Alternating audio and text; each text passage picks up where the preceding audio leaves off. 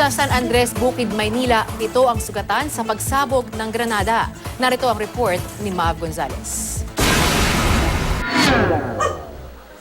Nagkalat pa ang mga bubog at tama ng shrapnel sa San Andres, Bukid, Maynila matapos hagisan ng isang lalaki ng granada ang bahay ng kaibigan niya kahapon. Biglang napalingon ako sa kanya, may binabato siya. Sabi ko, granada, granada. Tapos po, yung pagkabato niya, tumakbo na po ako doon sa loob ng bahay namin. Tapos yun na, hindi ko na po alam kung ano pagkanyari, kung saan siyang nanggaling. Tapos bilang sumabog na po yung granadang inano niya.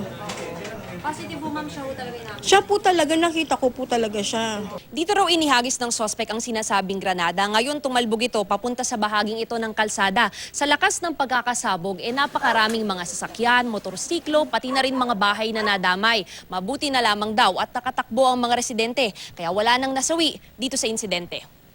7 ang sugatan, kabilang ang isang menor de edad. Tumalbog doon sa labas, nakaupo kami ng anak ko doon sa may tsaka yung isang Nakita namin gumulong na doon sa labas, tas ayun, tumakbo kami, tas ayun na, sumabog na.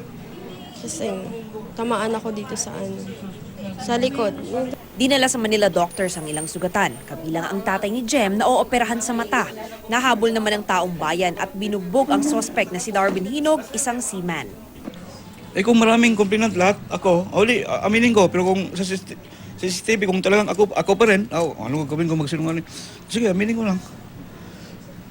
Dating nangungupahan sa isang bahay sa Crisolita Street ang suspect malapit sa pinangyarihan ng pagsabog. Isang sinasabing motibo nga doon ay siya ay inibik o pinaalis.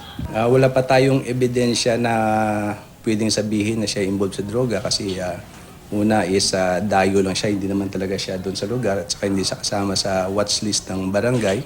Pero atin ring titignan yung anggulo na yun. Ayon sa dating landlady ng suspect, pinaalis niya si Hinog dahil hinala niyang nagdodroga.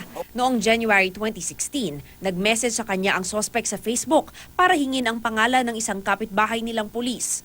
Nung hindi ko maibigay, sabi niya, maghahagis daw siya ng granada. So, binlatter ko siya sa Block 1. Akala ko hindi niya totohanan kasi matagal na. Pero nagbigay siya ng date na February 19, 2016, mayroon daw ibuburol. Ngayon, February 19 din, 2017, parang pinagplanuhan niya. Mahaharap ngayon sa patong-patong na kaso ang suspect. Inaalam rin ng pulisya kung saan niya nakuha ang granada. Mav Gonzalez, GMA News.